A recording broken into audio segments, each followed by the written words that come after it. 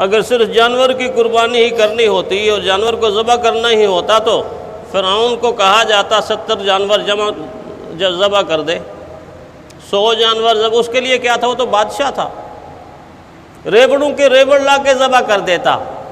لیکن اللہ نے اس سے یہ نہیں کہا، اللہ نے اس کو کہا تیرا اقتدار، تیری کرسی، تیرا منصب، تیرا عہدہ میرے دین کے تابع ہونا چاہیے، موسیٰ علیہ السلام کے ہاتھ پر بیعت کر لو۔ اب جب یہ دیکھا اس نے کہا یہ نہیں ہو سکتا، تخت چھوڑنا آسان ہے؟ موجودہ زمانے کے فرعونوں کو دیکھ لیں، کوئی فرعون مرا تو نہیں ہے، قارون مرا تو نہیں ہے، نمرود مرا تو نہیں ہے، وہ مرے ہیں، ان کی اولادیں ابھی تک باقی۔ موجودہ زمانے کے اندر آپ کسی کو کہیں کہ تخت چھوڑ دو، وہ یہ کہے گا میں تخت سے اتر کر تختہ دار پہ چلا جاؤں گا لیکن تخت نہیں چھوڑوں گا، تخت نہیں چھوڑوں گا، عہدہ نہیں چھوڑوں گا، منصب نہیں چھوڑوں گا، اس لیے کہ وہ عہدہ، وہ منصب، وہ اقتدار اس کے رگ و ریشے کے اندر اترا ہوا۔ فرعون آخری وقت تک سمندر میں ڈبکیاں کھا کے ذلیل ہو رہا ہے، لیکن اس نے عہدے کو نہیں چھوڑا، منصب کو نہیں چھوڑا، اقتدار کو نہیں چھوڑا، اقتدار کی قربانی نہیں کی، دوزخ کو قبول کر لیا۔ نمرود کے لیے اس کا عہدہ آزمائش بنا، ساری زندگی، آخری زندگی اس کو چتر پڑھتے رہے، کوئی جو آتا تھا اس کو کہتا پہلے 2 لگاؤ، کیونکہ دماغ کے اندر مچھر گھس چکا تھا، وہ 2 لگاتا تھا، مچھر آرام کرتا تھا، اس کو سکون آتا تھا۔ اس طرح کی زندگی کے اندر رسوا ہو کر دوزخ کا ایندھن بن گیا، لیکن عہدہ اس نے نہیں چھوڑا۔ آئیے دیکھتے ہیں کہ پیارے پیغمبر صلی اللہ علیہ وسلم نے کیا تعلیم دی۔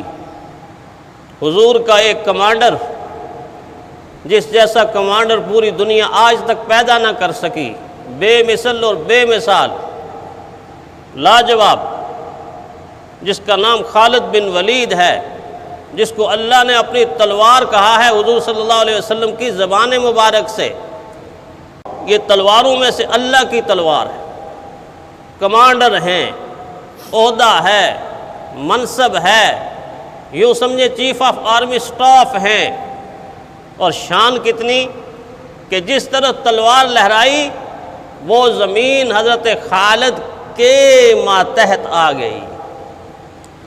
صحابہ میں یہ گفتگو شروع ہو گئی کہ جس لشکر کی کمانڈ سیف اللہ کے پاس ہوگی وہ لشکر کبھی ناکام نہیں ہو سکتا، اور ناکام نہیں ہوا۔ ایڑی سے لے کے چوٹی تک بدن کا کوئی حصہ ایسا نہیں تھا جس پر تیر اور تلوار کا نشان نہ ہو۔ وہ جنگجو کمانڈر جس کو اللہ کی تلوار قرار دیا گیا، حضرت عمر رضی اللہ تعالیٰ عنہ نے عین ان کی شان و شوکت کی جوبن اور جوانی کے اور عروج کے زمانے میں خط لکھا، اور خط لکھا کہ میرا خط پہنچتے ہی اپنے فرائض منصبی فلاں صحابی کو دے کے اب اس لشکر میں سپاہی کی حیثیت سے کام کرنا ہے، سپاہی کی حیثیت سے کام کرنا ہے۔ یہ بات سمجھ آئے جب ہم اس پر غور کریں۔ آج اپنے وطن عزیز کی بات نہیں کر رہا، پوری مسلم دنیا کے کسی چیف آف آرمی سٹاف کو یہ کہہ دیا جائے کہ جناب آپ اپنے تمغے وغیرہ وردی اتار دیں اور سپاہی کی وردی پہن لیں، میں بغیر کسی مبالغے کے کہتا ہوں وہ موت کو تو قبول کر لے گا لیکن وردی اتارنے کے لیے قبول نہیں ہو۔ اس کے ذہن کے اندر فوراً چکر چل جائے، اچھا اتنا بڑا منصب، اتنا بڑا عہدہ، اور میں اس کو چھوڑ کے میرے جونیئر سینئر بن جائیں اور میں سینئر جونیئر بن جاؤں، یہ کیسے ہو سکتا ہے؟ میں ان کے ماتحت کیسے کام کروں؟ پوری دنیا میں یہ تجربہ دہرا کے دیکھ لیں، کوئی تیار نہیں ہوگا۔ وہ گھر جانے کے لیے تیار ہوگا لیکن اپنے منصب سے نیچے آنے کے لیے تیار نہیں ہوگا، اس لیے کہ اس کا منصب اس کے لیے سب کچھ ہے، لیکن جو مومن ہوتا ہے اس کا منصب اس کے لیے سب کچھ نہیں ہوتا، اس کا دین اس کے لیے سب کچھ ہوتا ہے، اس کا عقیدہ اس کے لیے سب کچھ ہوتا ہے، اس کا رب اس کے لیے سب کچھ ہوتا ہے۔ جو ہی خط حضرت خالد کے پاس پہنچا ایسے پڑھا اور ایسا پڑھنے کے بعد خط کو چوما، لپیٹا اور اپنے تمام تر اختیارات دوسرے صحابی کو دے دیے، ایک سپاہی کا لباس پہنا اور لشکر کے اندر وہ خالد جا رہے۔ ساتھ والے صحابی نے پوچھا، حضرت اتنا بڑا عہدہ اور منصب اور 1 منٹ کے اندر چھوڑ دیا، کوئی دل کے اندر قلق نہیں پیدا ہوا؟ فرمایا قلق اس لیے پیدا نہیں ہوا کہ میں کمانڈر تھا تو تب بھی اللہ کے لیے لڑتا تھا، اور میں سپاہی ہوں تب بھی اللہ کے لیے لڑوں۔ میں عہدے اور منصب کے لیے نہیں لڑ رہا تھا، میں اقتدار کے لیے نہیں لڑ رہا تھا۔ یہ ہے عہدے کی قربانی، یہ ہے عہدے کی قربانی۔ ہم تو بس جانور کی قربانی لے کے بیٹھے ہوئے کہ بس یہ کر لی، نہیں، اس سے پہلے 20 قربانیاں کرنی پڑیں گی، تب جا کے یہ قربانی قبول ہوگی۔ امام ابو حنیفہ کو جبراً قاضی بنایا جا رہا ہے۔ آج کسی کو کہو نا کہ قاضی بن جاؤ، جج بن جاؤ، تو وہ کروڑوں روپے دینے کے لیے تیار ہو جاتا ہے کہ اتنے کروڑ لے لو مجھے جج بنا دو۔ اس کو پتہ ہے کہ آگے جا کے میں نے کیا کرنا ہے، کیا کرتوت کرنے ہیں، لیکن جبراً حکمران کہہ رہا ہے آپ کو قاضی بناتے ہیں۔ ان کو پتہ تھا کہ میں اس منصب پر جب فائز ہوں گا تو مجھ سے وہ کام لیے جائیں گے کہ جو کام دین کے خلاف ہو۔ فرمایا میں اس کا اہل نہیں ہوں۔ انہوں نے کہا اہل، آپ جھوٹ بول رہے ہیں۔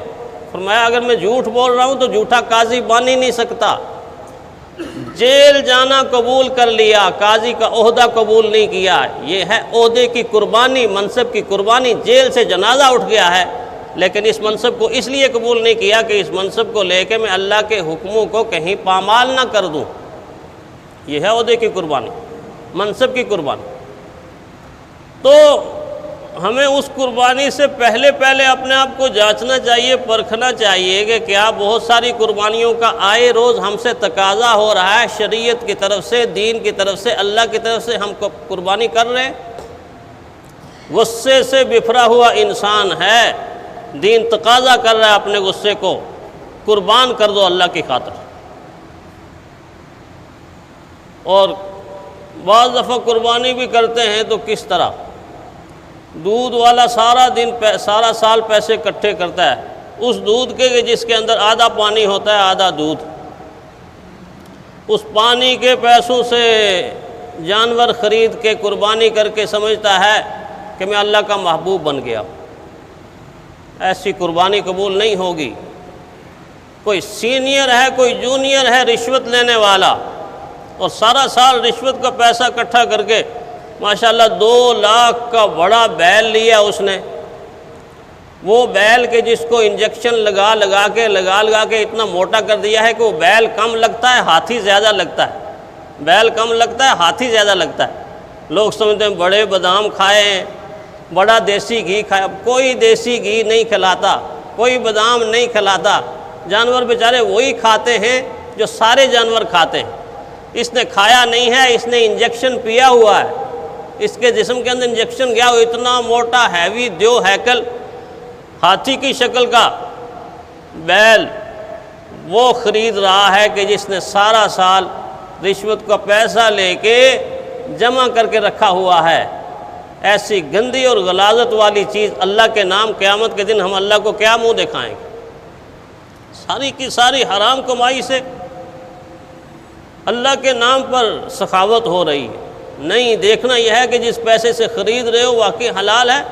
کپڑا ناپنے والا، چینی تولنے والا ذرا اپنا حساب تو رکھے کہ میں نے کہیں ایسا تو نہیں ہے کہ اس جانور کے گلے پر چھری چلانے سے پہلے ہزاروں سینکڑوں انسانوں کے گلے پر چھری تو نہیں چلائی۔ 50 روپے کلو والا ٹماٹر 200 روپے کلو تو نہیں بیچا، ادھر سارا سال انسانوں کو ذبح کر رہا ہے، اور سال کے بعد جانور خرید کے اس کے گلے پہ چھری چلا کر یہ سمجھتا ہے کہ بس اللہ کے ہاں میں قبول ہو گیا ہوں، یہ جانور قیامت کے دن بڑا میرے لیے ذخیرہ۔ نہیں، اس جانور کی قربانی سے پہلے قربانیاں کر لیں۔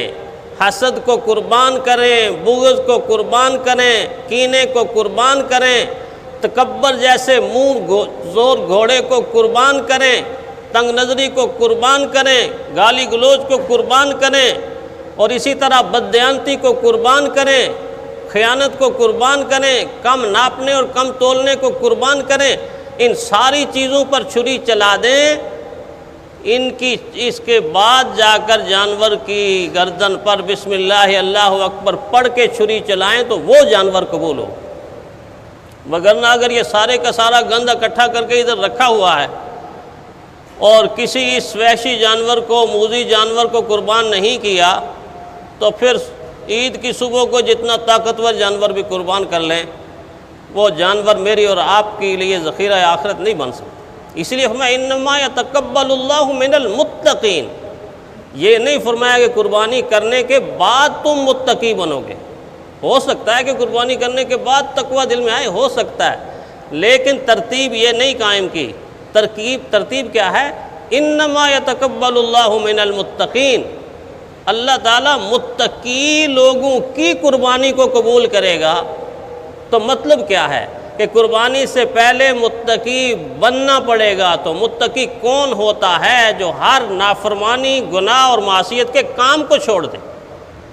اور جس آیت کے اندر قربانی کو بیان کیا دیکھیں، لَن يَنَالَ اللَّهُ لُحُومُهَا وَلَا دِمَاؤُهَا وَلَكِن يَنَالُهُ التَّقْوَىٰ مِنكُمْ، تمہارا گوشت اس کی اللہ کو ضرورت نہیں، اللہ کو نہیں پہنچتا۔